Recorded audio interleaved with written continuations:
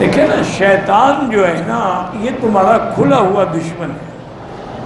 ان الشیطان لکم عدو مبین. پھر جو اس وقت ہمارے گھروں میں اللہ کا ایک عذاب ہے وہ ڈش ہے اور کیبل ہے اور ٹی وی. اس پہ ہماری لڑکیاں بھی لڑکے بھی بیٹھ کے گندی گندی فلمیں دیکھتی ہیں. ان فلموں کے ان پر اثرات مرتب ہو. اور پھر کافر لوگوں نے مسلمانوں کو خراب کرنے کے لیے ایسی دوائیں ایجاد کر دی ہیں کہ اگر عورت استعمال کر لے تو حمل نہیں ہوگا، تاکہ محفوظ ہو کے زنا کرتی رہے، اسے کوئی ڈر نہیں ہوگا.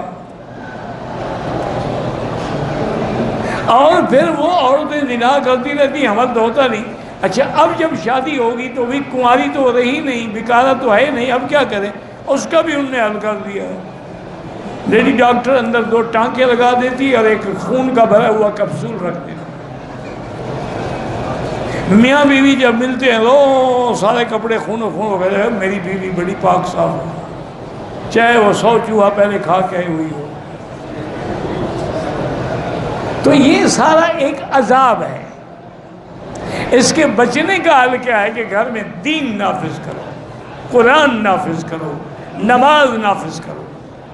اپنی اصلاح کرو گے تو گھر والوں کی اصلاح ہوگی.